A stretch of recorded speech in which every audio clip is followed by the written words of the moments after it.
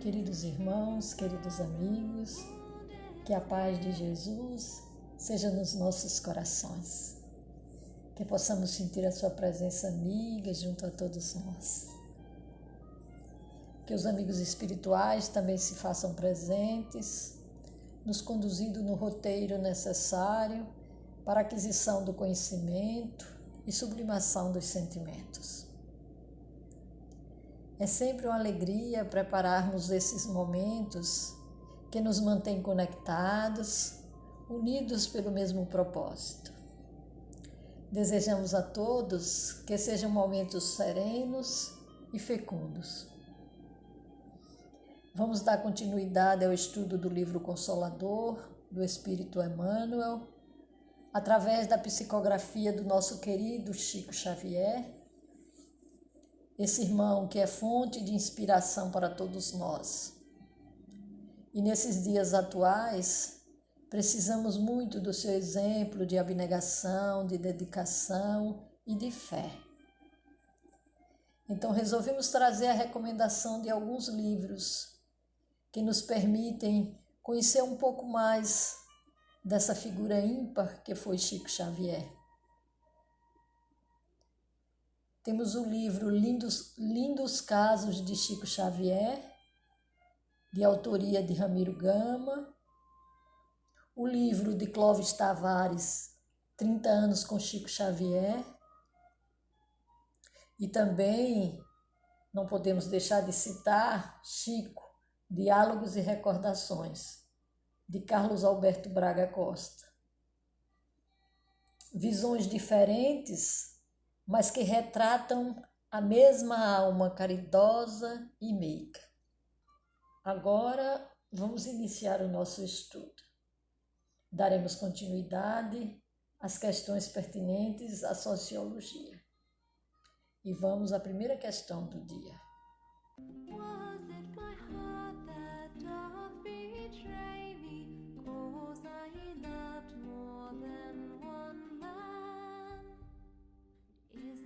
E vamos à primeira questão de hoje, que é a de número 60. Como se deverá comportar o espiritista perante a política do mundo?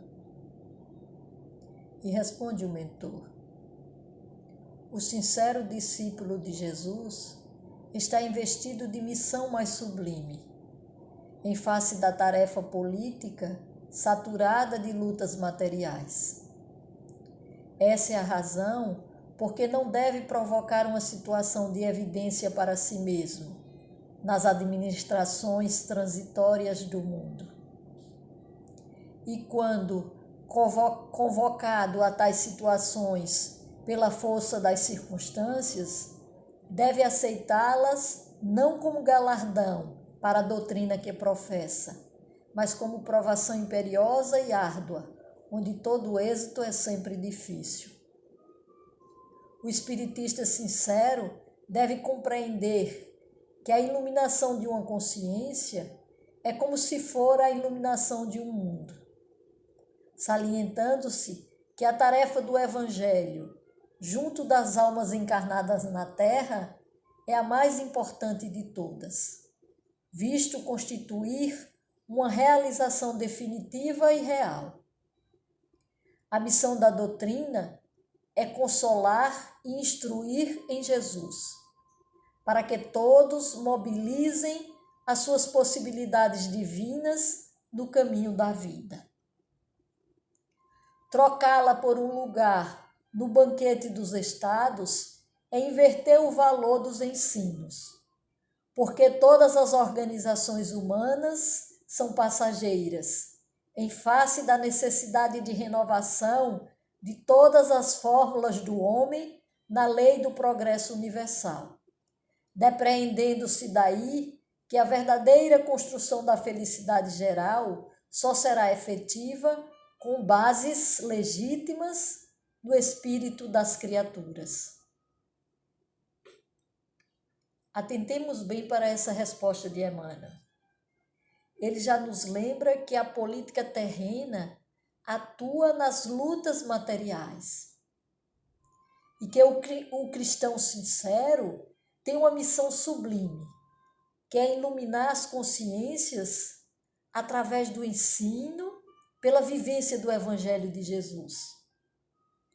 Conciliar esse compromisso com cargos de administração transitória, já nos diz o mentor, é uma grande provação, onde será necessária uma vigilância redobrada.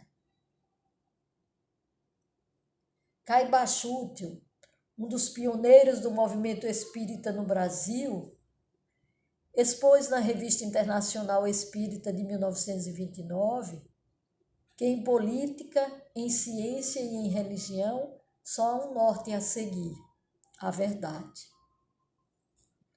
Nosso querido Dr. Bezerra de Menezes, conhecido como médico dos pobres e como Kardec brasileiro, como alguns outros espiritistas, teve uma trajetória política. Ele foi vereador, foi presidente da Câmara Municipal da Corte e foi deputado-geral, mas agiu sempre em favor da justiça e da honestidade. Dão a ele a autoria da afirmação: para nós, a política é a ciência de criar o bem de todos, e nesse princípio nos firmaremos. Emmanuel, no livro Alma e Luz, no capítulo 14, intitulado Política, diz que o Evangelho apresenta a mais elevada fórmula de vida político-administrativa aos povos da terra. E continua: quase todos os homens se atiram à conquista dos postos de autoridade e evidência, mas geralmente se encontram excessivamente interessados com as suas próprias vantagens no imediatismo do mundo. Ignoram que o Cristo aí conta com eles, não como quem governa tirânica ou arbitrariamente, mas como quem serve com alegria, não como quem administra a golpes de força, mas como quem obedece ao esquema divino junto dos seres e coisas da vida. E ele nos lembra que Jesus é o supremo governador da terra e, ao mesmo tempo, é o supremo servidor das criaturas humanas. Meus irmãos, servir fraternalmente é o dever de todo cristão. E o espírita fiel aos ensinamentos cristãos, que adota um comportamento moral e ético, será instrumento de mudança e equilíbrio em todos os segmentos da sociedade. Porque o Evangelho de amor de Jesus é roteiro de luz e direcionamento. É proposta perfeita e justa para todos nós, quando vivenciada integralmente.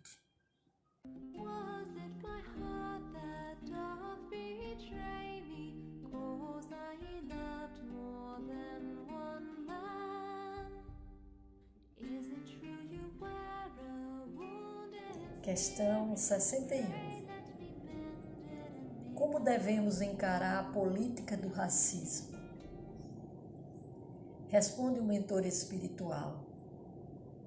Se é justo observarmos nas pátrias o agrupamento de múltiplas coletividades pelos laços afins da educação e do sentimento, a política do racismo deve ser encarada como erro grave, que pretexto algum justifica, porquanto não pode apresentar base séria nas suas alegações, que mal encobre o propósito nefasto de tirania e separatividade.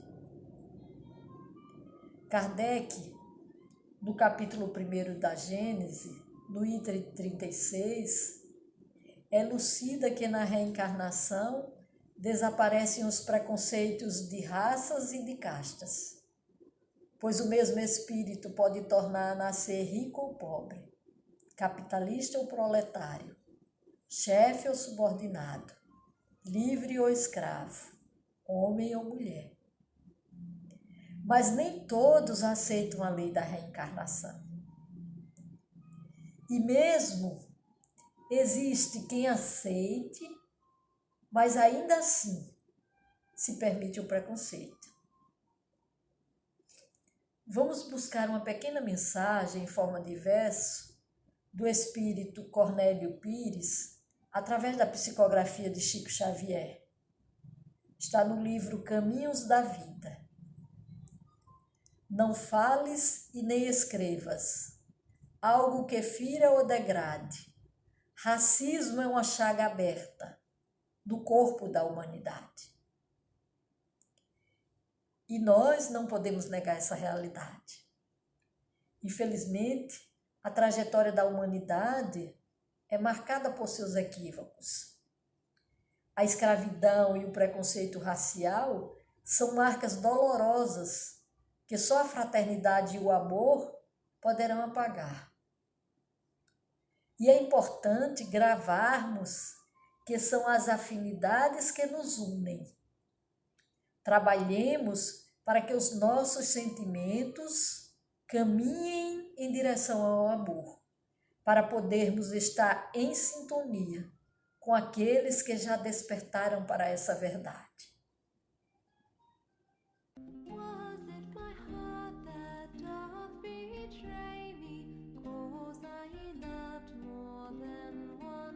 Questão 62.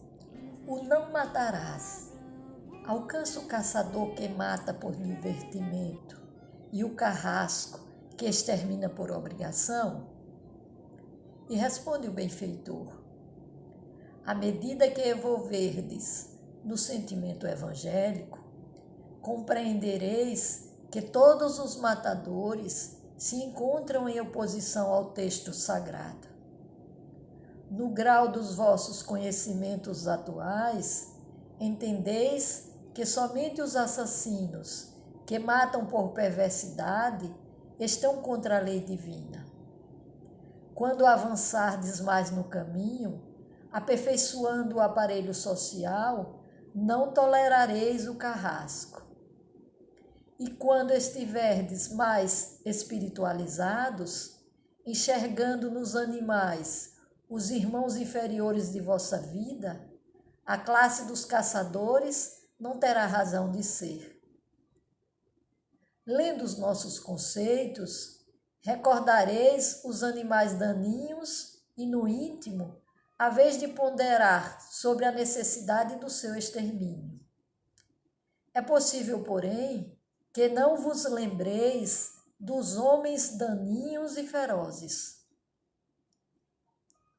O caluniador não envenena mais que o toque de uma serpente?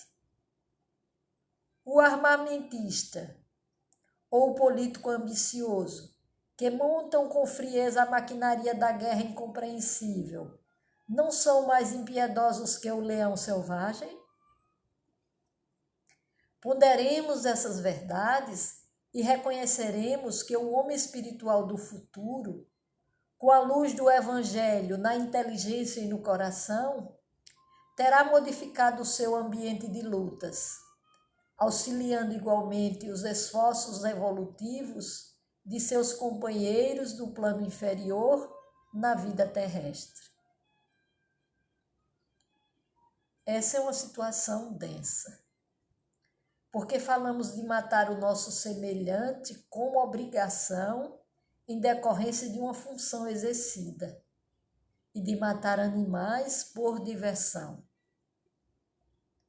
No Evangelho segundo o Espiritismo, no capítulo 12, item 11, nas instruções dos Espíritos, encontraremos: ninguém tem o direito, em caso algum, de atentar contra a vida de seu semelhante. É um crime aos olhos de Deus, que vos traçou a linha de conduta que tendes de seguir. E nos diz ainda que enquanto na terra correr uma gota de sangue humano, vertida pela mão dos homens, o verdadeiro reino de Deus ainda se não terá implantado. Reino de paz e de amor, que há de banir para sempre do planeta a animosidade, a discórdia e a guerra. Sem falarmos, meus amigos, da lei de causa e efeito. Jesus já nos advertia quando falou supostamente a Pedro: embainha a tua espada, pois todos que lançam mão da espada, pela espada perecerão. Quanto aos animais, já sabemos que habitam um princípio inteligente em processo de aperfeiçoamento e que carrega sensibilidade para a dor. E isso já deveria frear qualquer excesso quanto a tirar-lhes a vida ou promover-lhes sofrimento.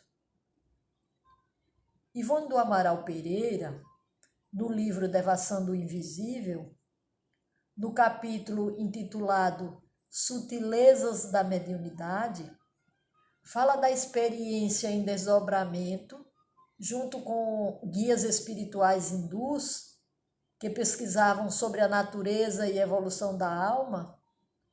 Em visita a matadouros de gado, ela descreve a sua percepção psíquica e nos diz: o sofrimento que aí contemplamos envolvendo os pobres animais, as impressões dolorosas de surpresa, de terror e de angústia que eles sofrem e que se infiltram pelos meandros da nossa própria alma, não seriam maiores nem mais penosas, talvez, se se tratasse de simples seres humanos.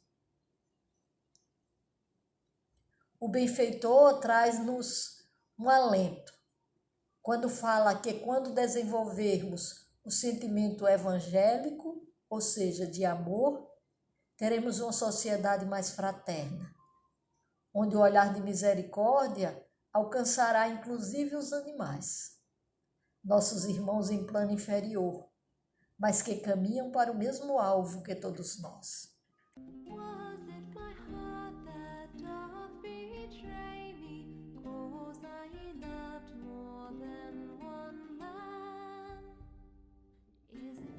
Questão 63. Considerando a determinação positiva do não julgueis, como poderemos discernir o bem do mal sem julgamento? E responde Emmanuel: entre julgar e discernir há sempre grande distância. O ato de julgar, para a especificação de consequências definitivas, pertence à autoridade divina. Porém, o direito da análise está instituído para todos os espíritos, de modo que, discernindo o bem e o mal, o erro e a verdade, possam as criaturas traçar as diretrizes do seu melhor caminho para Deus. Que elucidação propícia nos traz Emmanuel. Entre julgar e discernir existe uma grande distância. E até o discernimento é relativo. Servirá para nós, de acordo com a nossa realidade. Não é parâmetro definitivo. Somos espíritos em processo de aperfeiçoamento. O bem e o mal, o certo e o errado, são conceitos que desenvolvemos de acordo com a nossa evolução. Jung narra no livro de sua autoria A Natureza da Psique, que, da mesma forma que nos inclinamos a supor que o mundo é tal como o vemos, com igual ingenuidade, supomos que os homens são tais como os figuramos. E ele complementa que, infelizmente, ainda não existe aqui uma física que nos mostre a discrepância entre a percepção e a realidade. Muitas vezes, pessoas que analisamos como orgulhosas, egoístas, cruéis, podem ser bem mais adiantadas espiritualmente do que nós, pois são pessoas que se mostram como são, sem máscaras. Enquanto algumas vezes aparentamos aquilo que desejamos ser, reprimindo aspectos sombrios de nossa personalidade. O ambiente em que vivemos é de enganos e auto-enganos. Como poderemos então fazer julgamentos? Quando Jesus recomendava para não julgarmos, pois com a mesma medida seríamos julgados, alertava-nos para nossa incapacidade de fazermos julgamentos justos e imparciais.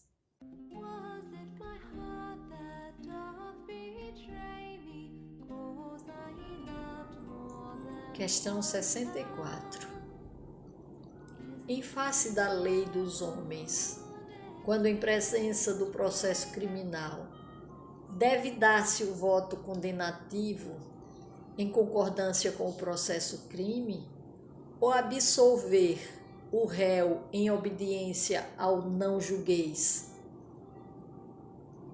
E responde o benfeitor: na esfera de nossas experiências, consideramos que à frente dos processos humanos, ainda quando as suas peças sejam condenatórias, deve-se recordar a figura do Cristo, junto da pecadora apedrejada, pois que Jesus estava também perante um júri. Quem estiver sem pecado, atire a primeira pedra. É a sentença que deveria lembrar sempre a nossa situação comum de espíritos decaídos, para não condenar esse ou aquele dos nossos semelhantes.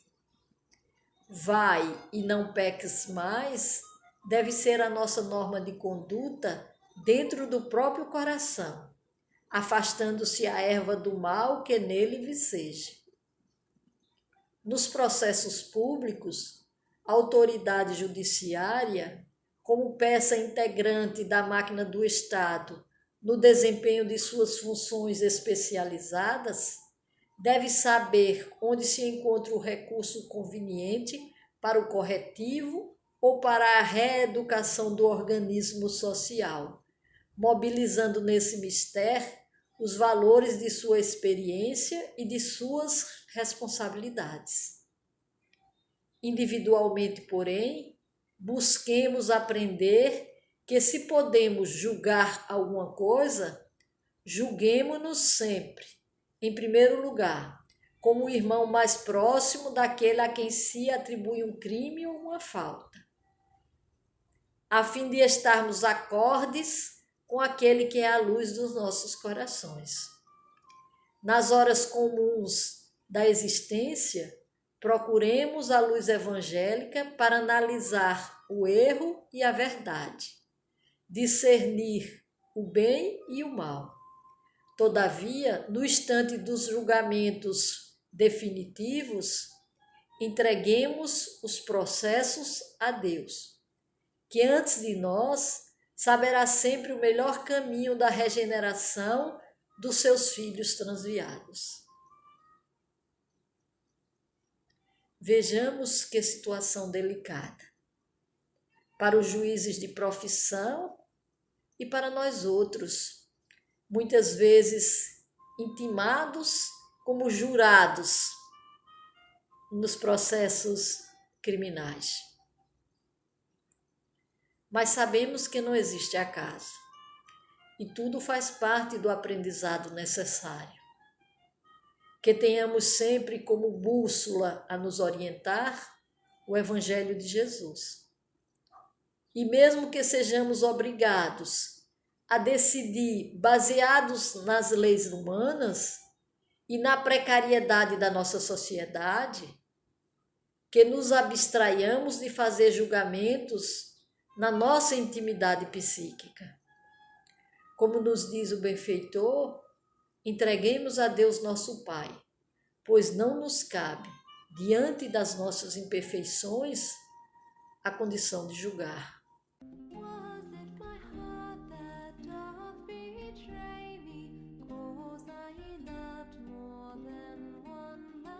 Questão 65. O homem que guarda a responsabilidade nos cargos públicos da terra responde no plano espiritual pelas ordens que cumpre e faz cumprir? E responde o benfeitor: a responsabilidade de um cargo público, pelas suas características morais, é sempre mais importante que a concedida por Deus sob um patrimônio material. Daí a verdade que na vida espiritual, o depositário do bem público responderá sempre pelas ordens expedidas pela sua autoridade nas tarefas da terra. Emmanuel sempre ofertando-nos conteúdos preciosos que precisam de muita reflexão. Aqueles que vivenciam experiências nos cargos públicos são depositários do bem público. Vejam quanta responsabilidade. Se os nossos atos simples, cotidianos, já causam repercussão na vida de tantos outros, imagine quando decidimos pela coletividade. Daí o benfeitor alertar a responsabilidade bem maior do que sermos depositários de patrimônio material. E é o próprio Emmanuel que no livro Vinha de Luz esclarece que cada criatura foi chamada pela providência a determinado setor de trabalhos espirituais na terra.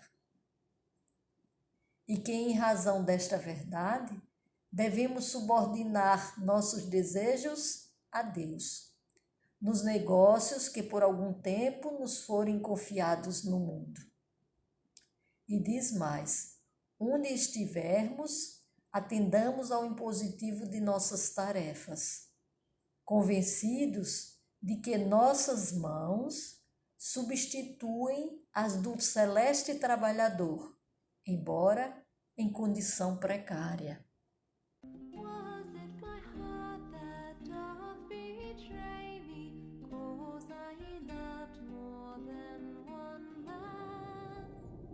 Questão 66.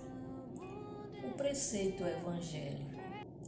Assim, pois, aquele que dentre vós não renunciar a tudo o que tem, não pode ser meu discípulo. Deve ser interpretado no sentido absoluto? E responde o benfeitor: ainda esse ensino do Mestre deve ser considerado no seu divino simbolismo. A fortuna e a autoridade humanas são também caminhos de experiências e provas, e o homem que as atirasse fora de si arbitrariamente procederia com a noção da irresponsabilidade, desprezando o ensejo do progresso que a providência divina lhe colocou nas mãos. Todos os homens são usufrutuários dos bens divinos, e os convocados ao trabalho de administração desses bens devem encarar a sua responsabilidade como o problema dos mais sérios da vida. Renunciando ao egoísmo, ao orgulho, à fraqueza, às expressões de vaidade, o homem cumprirá a ordenação evangélica.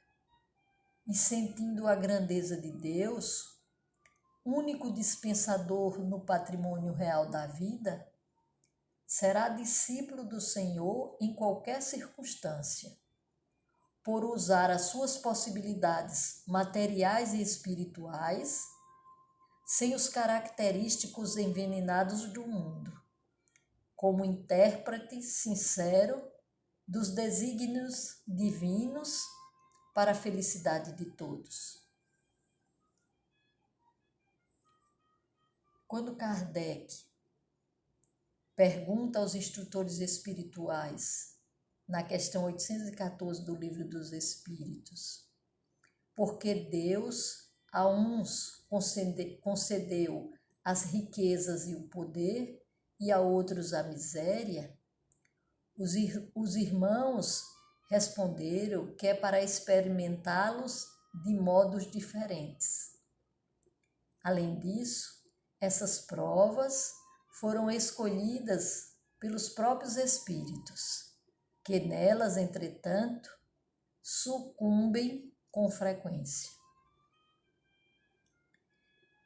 E por essa razão, Leon Denis, no livro Depois da Morte, orienta que quando o espírito não se julga suficientemente prevenido contra as seduções da riqueza, deverá afastar-se dessa prova perigosa, dar preferência a uma vida simples que o isole das vertigens da fortuna e da grandeza, e se apesar de tudo, a sorte do destino designá-lo a ocupar uma posição elevada neste mundo, ele não deverá regozijar-se, pois desde então são muito maiores as suas responsabilidades e os seus compromissos.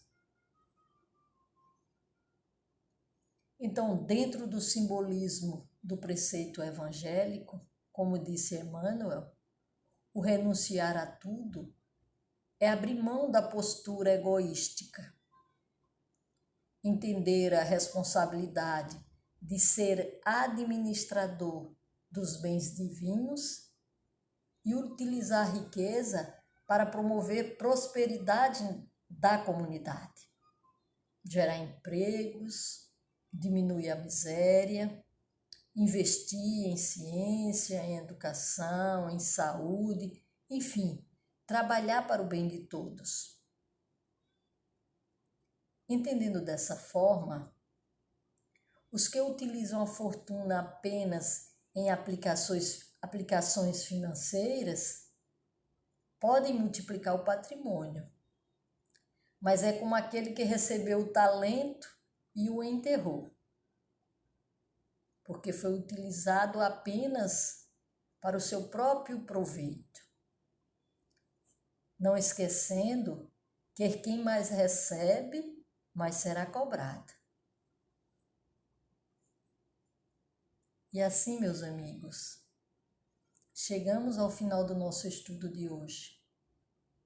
Agradecemos aos amigos espirituais que, mesmo diante das nossas limitações, incentivam-nos para que não desistamos da busca de um entendimento mais profundo a respeito da nossa existência, do mundo em que vivemos e da fonte da vida, que é Deus, inteligência suprema e causa primeira de todas as coisas. Agradecemos a participação de todos que nos acompanham, desejando um bom fim de semana, muito discernimento e muita luz. Até a próxima semana.